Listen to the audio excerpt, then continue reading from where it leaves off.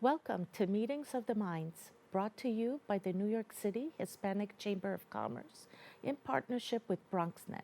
This show was created in direct response to the COVID 19 pandemic as a way to highlight the work of our members and partners, as well as to understand the resources they have to help our community in those difficult times. Welcome back. Our first guest is the president of the Business Initiative Corporation of New York. He joins us to discuss how his organization is empowering entrepreneurs and companies around New York State, seeking public and private funding. So please welcome to the show, Mr. Rafael Roger. Hello. Yeah, Andrea, thank you for having me. No, Thank you to the Chamber. welcome. Thank you for joining us today. Can you tell us about what sets the Business Initiative Corporation apart from the other lenders we have in the state of New York? Well, there's only a small amount of us that do this particular loan. Our bread and butter is the SBA 504 loan. That allows a business to be able to purchase the real estate they operate in, and it allows a business to actually control rent, to control the amount of money that they're paying each month, which is one of the largest, you know this Once already. the purchase comes through. Once the purchase comes through, Yeah. to be able to control their rent, that no one could push them out or raise the rent on them. And it is an owner-occupied program. We do this throughout the state. And the other two, which I think are great parts of it, is if you qualify, you only have to put 10% down, and your rate on the SBA portion of the loan is locked in for 20 or 25 years. Now, what about a comparison? What is side by side a commercial bank, a traditional commercial bank, and BIC of New York? Okay. What a traditional bank does is they can make a loan on 30% loan to value, meaning the value of the property that you're purchasing. What the SBA allows you to do is, if your business needs a little more help, it's not you're not making $5 million a year to purchase a $750,000 to $1 million building. Yeah. The SBA takes away some of those warts by absorbing some of the risk that the bank would take to allow the customer to then be able to purchase that building, the commercial condo, whatever they operate in, the warehouse.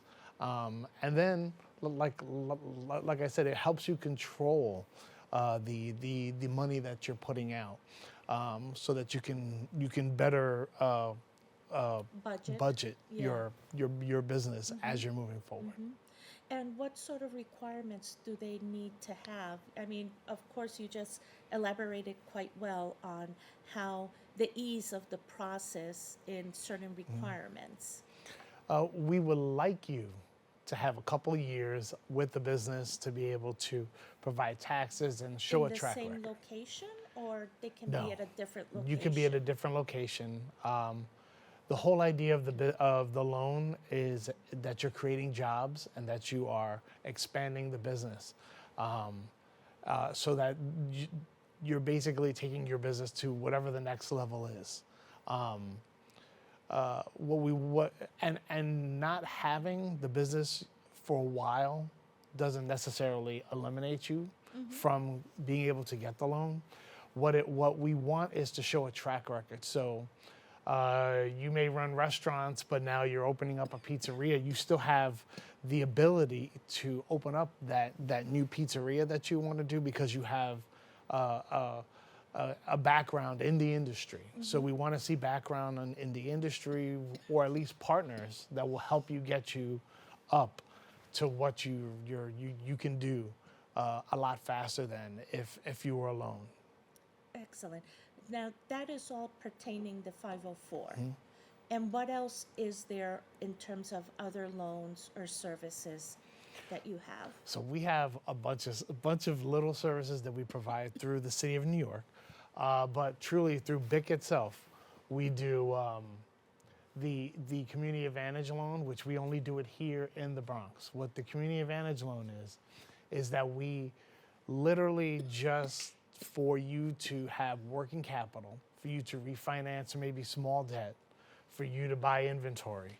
It's a small dollar loan. It's less than $350,000, but it allows you to more flexibility as a business owner so that you can do different things, or as you're looking to eventually purchase your building and to do that kind of do that expansion of your business, it'll allow you to stabilize to be able to do that.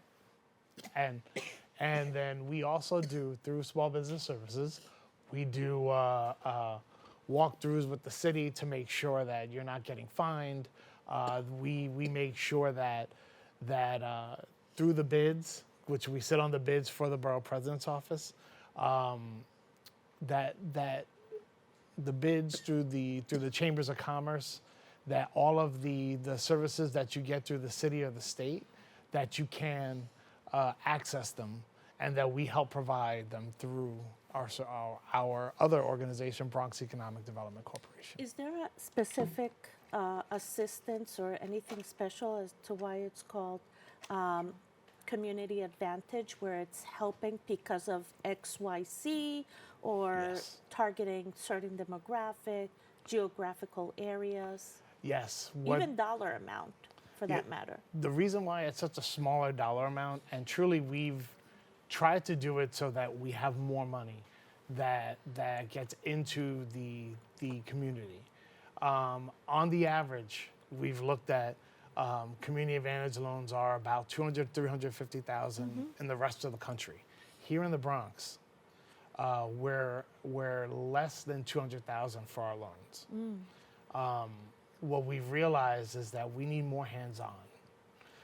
It's why we provide some of the other services, why we work with, like here at Lehman, the Small Business Development Center, with organizations such as yours that tutor businesses. Community Advantage is exactly that. It's to be able to help those businesses in less affluent areas to be able to provide services, to be able to grow, to be able to act like if you were in Midtown Manhattan, be able to have that access to capital to be able to grow. Excellent. Now, just off track a little bit from the topic we're on. And for anyone who's young out there looking to go into college, what advice would you give them to get into your line of business or the banking and numbers world where you are today? The first thing is to not doing well in school is the easiest way to say this, but is to be organized when you're there. What we do is we're very structured. If you're not structured, you can't do what we do. You kind of are left to your own devices at times to be able to find clients, to be able to reach out, to be able to visit someone. But you can't do it for somebody else if you're not doing it for yourself. So one of the things I'll tell everybody is work on yourself while you're in school, because the same habits you build in school are the same habits that you're going to show other people as you get out there. I like that. And It's truly, a lifelong process, basically. everyone thought I was crazy when I wanted to do this. It was like, why? Why would you do that? You could do 100 other things, but my parents didn't have the ability to do it when they had their businesses. And I got bought into this by Madeline Marquez, who's a friend of ours many years ago. And she's been more, and it was funny, I was going through grad school and she says, I'm going to teach you more than those books do. And that's exactly what happened, is you have to work on you to then be able to help others. And you have to be a people person. Yeah. You have to be able to sit with people, to come with people, to even if it's just a small outreach, it's a big thing for them. And a lot of network, I suppose. A lot of networking, a lot of, we see each other all over the We borough. see each other Other everywhere. It's a lot of being out and being in front of people, because you can't do this and not want to be in front of people and not be with people. And it's the same thing as your business. You're providing a service. You want to be out and you want to be doing what you need to do for your business. It's the same idea. I love it. Rafael, so if someone, let's say, is watching right now, they're at home, they're like, oh, let me get this loan going, and what's the process? Where do they start? The easiest way is to just go to our website, bicofny.org, bicofnewyork.org, and we have an intake form. What that intake form does is we have questions there that are specific to what we need to be able to understand what you need. And you'll start to think about, if you're not sure what you want the money for or what you just know you need money, there's more to it than just that. Yeah, I'm sure that's very simple. 100% of the business owners would say now they need money. But That's it. what is But the purpose, I the guess? purpose of the money is, it's the same. If you sit down with us, it's the same as you sitting down with a commercial banker. We're going to want to know the ultimate outcome of this money. And if you can take us on the journey yourself, it shows us that you are ready to actually use the money and provide the services you say that you can do with the money. Yeah. Now, without naming names, because I'm sure there's some level of confidentiality involved in what you do, can you share a success story for someone who's out there thinking about a loan? I'm sure you might have like 20 stories that come to mind. I have. But at least one. One of my favorites is this was a family that was here in the Bronx, and they were in the Hunts Point market. And as the Hunts Point market started to expand, because the Bronx market closed and they were moving people into the market, they decided that they weren't being treated as well as they could. So they came to us for a 504 loan. And we got them into their new building, and this was 2007. And much like any other parent who does manual labor, this is a fruit company, and it's a lot of lifting of crates and being down at the docks and filling up trucks. They didn't want their son and daughter to come into the business. But of course, that's not how it goes. Son and daughter actually work for big tech and was looking at,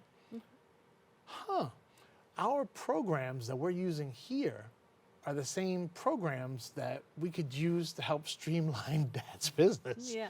So they went and they have basically changed operations of this business. And while they were doing it, and they did very well, they restructured the building, which then allows them. So the whole idea was, if we're looking at a fruit and you're buying in bulk in New York for New York City, you can then buy it somewhere else. And you can buy it at larger bulk and then sell it before it even gets here. So it's an amazing story of what these guys are doing with a little fruit company, Yeah. growing into Wonderful. what they are. Wonderful. I love it. Thank you so much for sharing that. Once again, more on what Rafael and our friends at BIC of New York are doing, please visit their website at bicofny.org. Connect with them on Instagram at bicofny and on LinkedIn as well with BIC of NY or Rafael Rogers. Don't go anywhere. We'll be right back with more on Meetings of the Minds on BronxNet.